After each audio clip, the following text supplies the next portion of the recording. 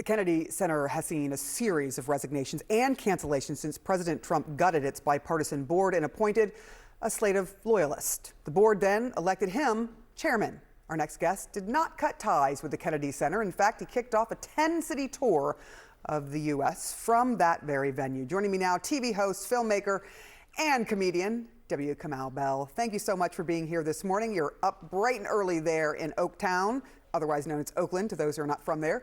Why did you feel so strongly about saying, hey, I'm going to do this and I am going to keep paying attention to what's going on over there at the Kennedy Center?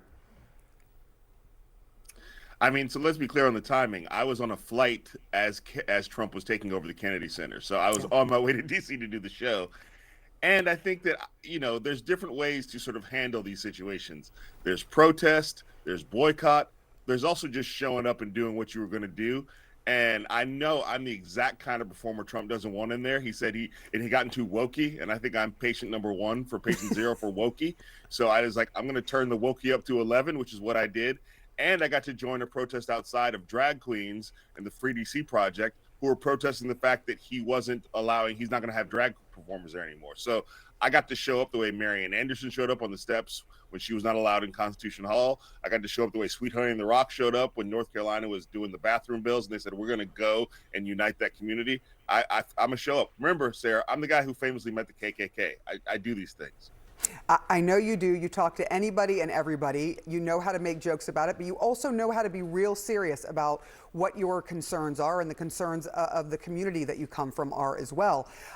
Speaking of which, there's been a lot of, can we say, beating around the bush about the hand gestures we are seeing from those with huge influence in the Trump world. Of course, Elon Musk.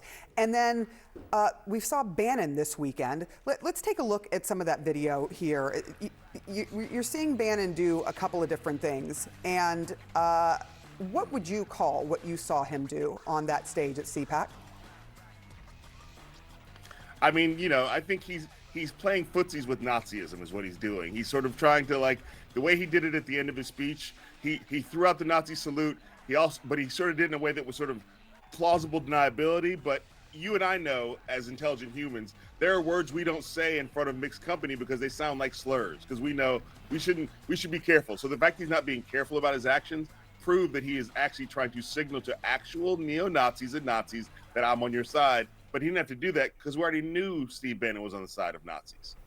Some of the language that he uses, obviously, but there is also this, and I thought this was interesting because I know that you mentioned you talked with KKK. We have both talked to white nationalists, and one of the very well-known white nationalists basically says this is going too far, and it caused a far-right French politician to cancel his appearance at CPAC. What are they playing at? Because Musk also did this, and there's always this huge response when someone accuses them of using either Nazi rhetoric or doing a Nazi salute. Well, I mean, it's just very clear that even when far-right people who agree with your ideology don't want to be caught next to you because you're doing too much, that proves that they were actually doing the thing that people are trying to pretend they weren't doing.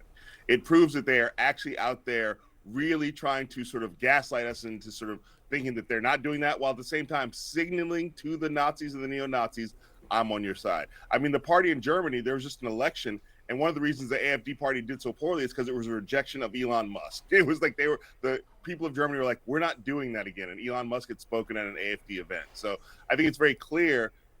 I don't know why we have to argue about this. I don't know. I think they're trying to make us crazy by making us argue about this. If you can't call a Nazi, you can't do the bare minimum of fighting for democracy. When other white nationalists are doing it, you have to wonder why.